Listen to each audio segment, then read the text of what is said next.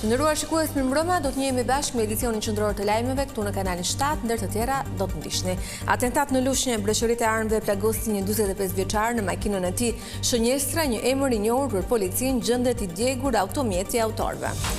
Forca speciale të Reneas arrestuan 2 ekstremistët në shtëpinë e braktisur në Puk pas 12 orësh në Gujim. Gjenden armë automatike, granata dhe flamuj të ISIS. Berisha sulmon komisionerin e zgjerimit dhe ambasadorin e Bashkimit Evropian, thot se Marta Kos dhe Silvio Gonzato bëjnë propagandën e Ramës. Rriten rastet e dhunës ndaj grave dhe vajzave në Shqipëri. Vetëm gjatë këtij viti janë depozituar në gjykata qindra kërkesa për urdhra mbrojtje. Butoni i fundit i artë në Albanian's Got Talent shkoi për akrobatin Sajmir Hamolli, i cili siguroi finalen. Të tjerë konkurrent vijojnë rrugtimin në spektakël.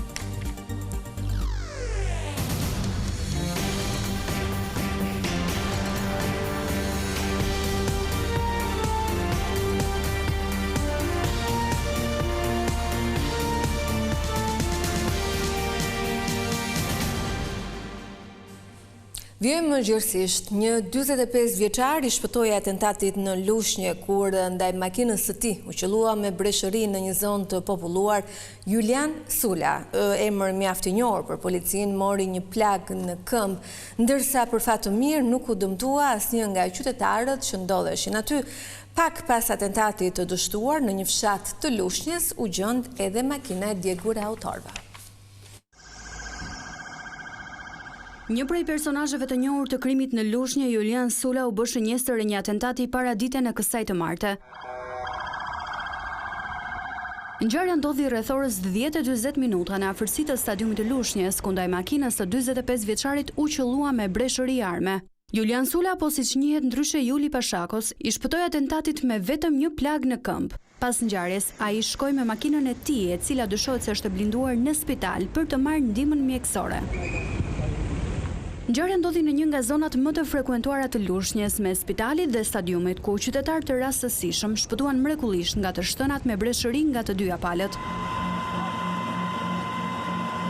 Ndërkohë që pas ngjarjes, në fshatin Lifaj të Lushnjës u gjet një makinë e djegur me targa greke, me një armë brenda që dyshohet se i përket autorëve të krimit. Në polici janë shoqëruar më shumë se 20 persona që mund të kenë dijeni për ngjarjen, ndërsa janë mbledhur edhe kamerat e sigurisë nga bizneset përreth për të rënë në gjurmë të autorëve, të cilët dyshohet se kanë qenë 3. Po ashtu, shërbimet e policisë kanë ngritur disa pika kontrolli në hyrje-dalje të qytetit. Julian Sula, i njohur edhe si kundërshtari i Aldo Bares, drejtuesi një tjetër grupi kriminal në Lushnjë, i është bërë edhe më herët atentat. Emri i tij është përmendur edhe në masakrën e Lushnjës, ku mbetën 2 të vrarë, Jurgen Hoxha dhe Zamir Latifi, si dhe 2 të plagosur. Dyshohet se personi i tretë që ishte në makinë me Laert Haxhiun dhe Orgez Bilbilin ka qenë pikërisht Julian Sula. Pas 12 orësh rezistencë, forcat speciale të Reneas mundën të kapnin 2 personat në banesën e braktisur në Puk. Në ambientet e brendshme u gjendën armë të llojeve të ndryshme, granata dhe flamuj të ISIS, ndërkohë ish antari i forcave komando Hamza Uka dhe Julian Çumraku kanë qenë të skeduar nga antiterrori për nxitje të urrejtjes.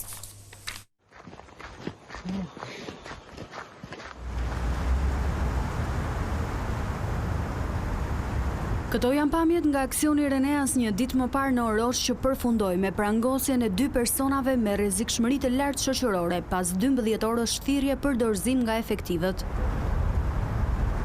Në banesën ku ndodheshin Hamza Erzenuka dhe Julian Çumraku, u gjetën 5 armë zjarri të vendosura në mur, bashkë me një flamur me logon e ISIS, municion luftarak, granata dore, kapsolla detonatore dhe fitil zjarr përcjellës.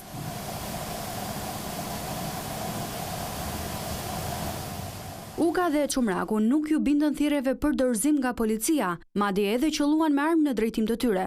Ishin fillimisht shërbimet e komisariatit të policisë së Pukës që gjatë kontrollit të territorit në fshatin Orosh konstatuan një person i cili sapo ka parë efektivët është larguar me shpejtësi, duke u futur më pas në një banesë të braktisur. Edhe pse ata i kanë kërkuar që të dilte nga banesa, ai nuk i është bindur thirrjes së policisë dhe ka kërcënuar efektivët. Të ndodhur në këtë situatë, bazuar edhe në informacionet e siguruara më parë për rrezikshmërinë e tij, efektivët rrethuan banesën dhe kërkuan ndërhyrjen e forcave policore të specializuara. Në vendngjarje shkuan menjëherë forcat speciale Renea, të cilat morën nën kontroll perimetrin e jashtëm të banesës, që mbahej nga forcat e Komisariatit të Policisë Puk dhe forcat shqiponja të Shkodrës. Në momentin që specialet e Reneas i kanë bërë thirrje personit të dalë, nga brenda banesës është qelluar me armë në drejtim të uniformave blu. Më në fund, pas 12 orësh në rrethim dhe pas negociatave me të afërmit e tyre, të dy personat që ndodheshin në brendësi të banesës u dorëzuan. Në momentin e vedërzimit, Hamza Uka kishte një plag në kofshën e djathtë, ndaj u transportua me ambulancë për në spitalin e Shkodrës. 35 vjeçari Uka u arrestua për veprën penale, nxitja urrëties dhe grindjeve, ndërsa 34 vjeçari tjetër Julian Çumraku me akuzën e vjedhjes dhe kanoses. Çumraku dhe Uka ishin prej kohësh në vëzhgimin e antiterrorit. Uka është ish pjesëtar i forcave paqërojtëse të Shqipërisë në Irak. Ai u dënuar në vitin 2020 në akuzën e nxitjes terroriste. Në vitin 2015 ai u arrestua për përgatitjen e fëmijëve për të bashkuar me ISIS, ndërsa Julian Çumraku ka qenë emigrant në Francë me precedent të mëparshëm penal.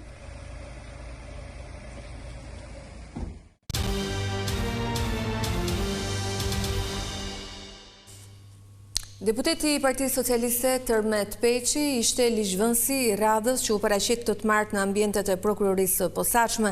Ai qëndroi brenda për mbi një orë ku u mor në pyetje nga prokurorët në lidhje me një çështje ndaj tij. Pas daljes nga SPAK, Tërmet Peçi nuk ka pranuar që të flasë përpara gazetarëve, ende nuk ka një reagim zyrtar mbi arsyet për të cilat Tërmet Peçi ishte në SPAK. Por burimet bëjnë të ditur se thirrja ka të bëjë me një kallëzim që Arben Ristani mund të ketë depozituar në prokurori lidhur me shpërdorimin e dyshuar të fondeve nga ish kryebashkiaku i Tepelenas.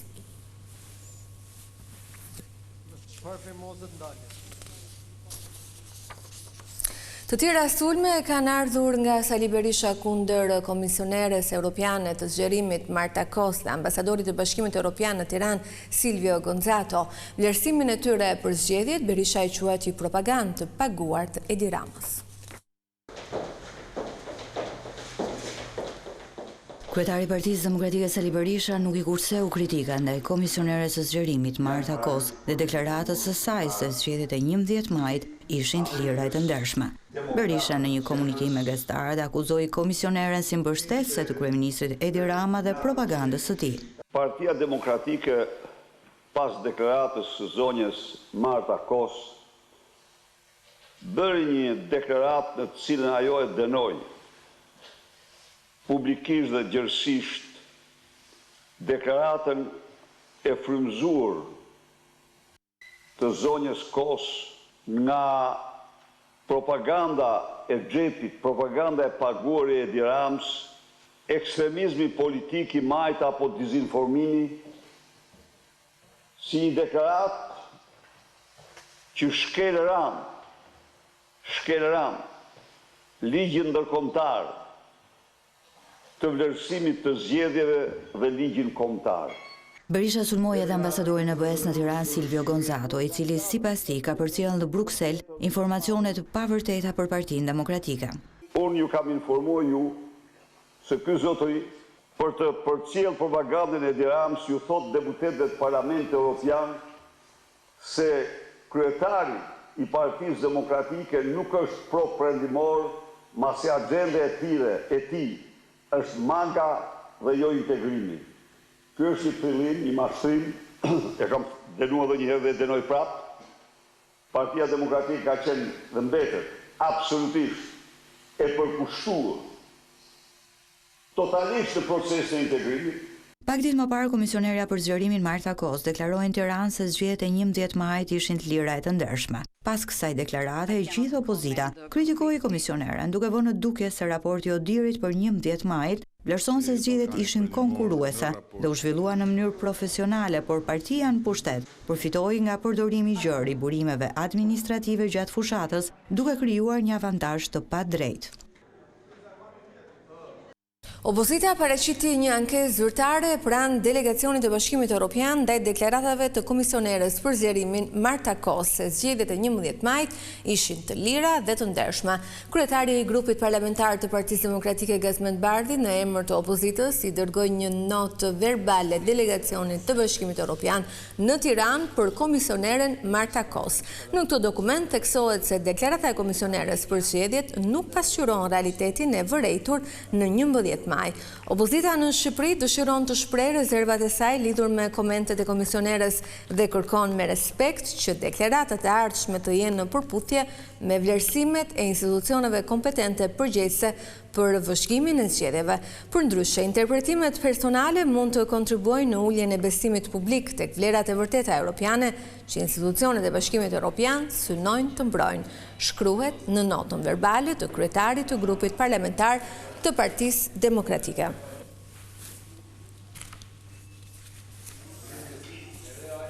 Pasi u betua përpara presidentit të Republikës, Asim Vokshi nisi zyrtarisht punën si antar i ri i gjykatës kushtetuese.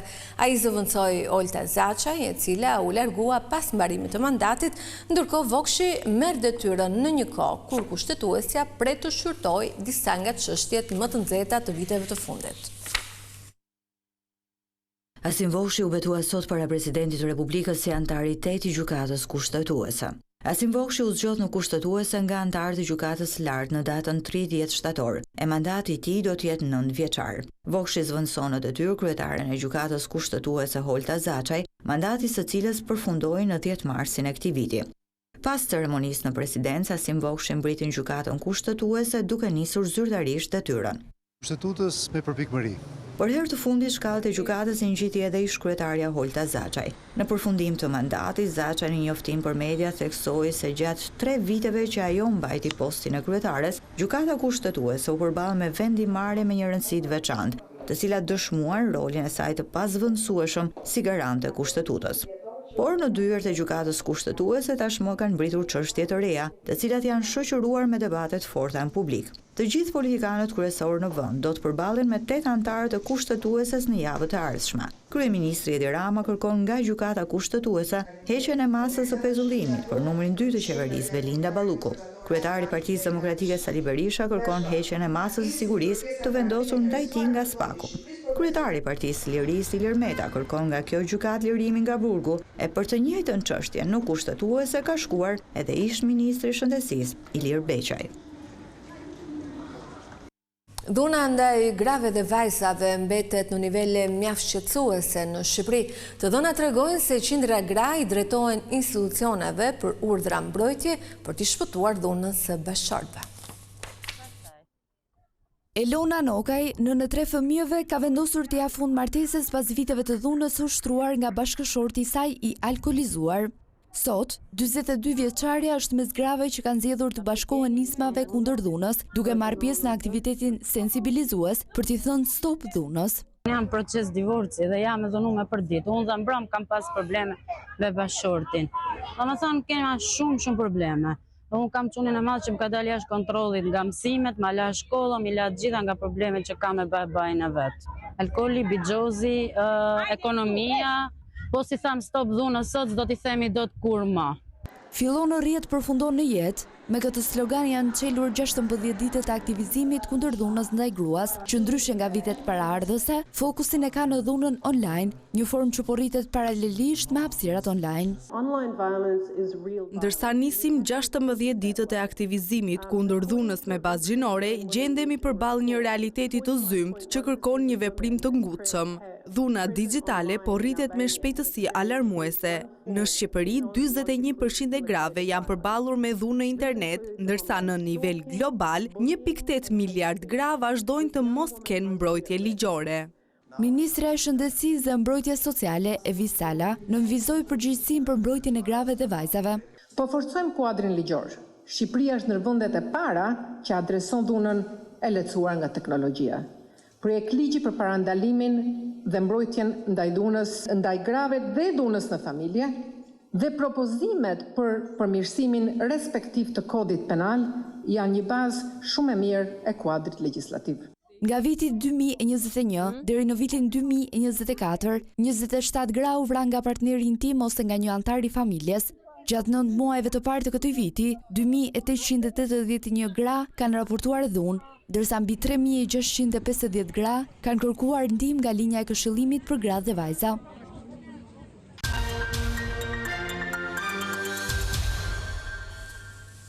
Nata e 6 e Albanian's Got Talent ishte mbushur me emocione dhe surpriza ku u zbulua butoni i fundit i artë.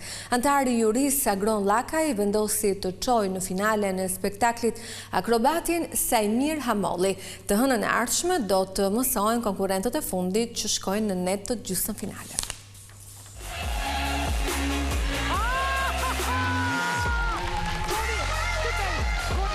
Sajmir Hamolli u zgjodhë zyrtarisht finalisti i 4 i Albanian's Got Talent. Shpejtësi, shkaftësi dhe guxim, të gjitha këto elementi përmbante performanca e artistit që befasoi jo vetëm Agron Lakaj i cili shtypi butonin e artë, por edhe publikun.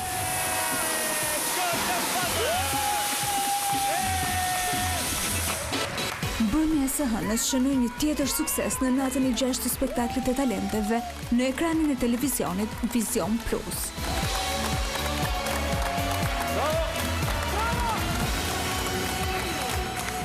13 konkurrent solën interpretime të jashtëzakonshme përpara antarëve të jurisë, por edhe publikut. Zëri ëmbël i Ilisehas drithëroi publikun dhe rëmbeu potë e jurisë së bashku me Briseldën, vajzën me zërin brillant. As këtë mbrëmje nuk mungoi kënga e Vallja, ku grupi Alba Folk tundi skenën.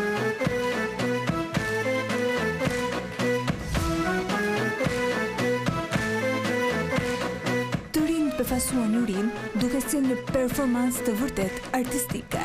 Nëse fjalët s'kan kuptim, më e mirë është heshtja. Gjithashtu kaluan për në netët gjysmëfinale Fjolla Leshi, iluzionisti Edmond Muraj. Me energjinë e dorëve do të mundohem që ta lëviz. Shikojeni.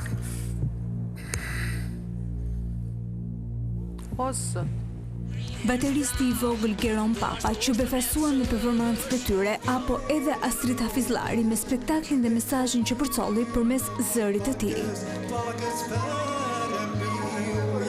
Juris edhe në këtë mbrëmje të 6 ju deshte ishte skeptike dhe drejt për të përzgjedhur më të talentuarit. Për të eliminuarit e mbrëmjes, kjo mbetet një eksperiencë fantastike dhe realizim i një ëndre. Edhe të garës vijojnë të mbajnë të mbërthyer konkurrentët, teksa i ndanë edhe një javë nga përfundimi i audicioneve, duket se netët gjysmëfinale premtojnë akoma më shumë spektakël, e mbi të gjitha talent, ato që është kryefjali i këtij formati.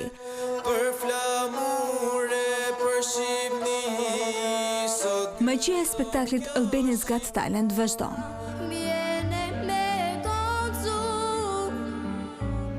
Konkurrentët e fundit do të prezantohen të hënën e ardhshme. Ndaj, për të mos humbur surprizat që vetëm ky spektakël dhuron, ju le takim sërish javën tjetër në orën 21, vetëm në Vision Plus.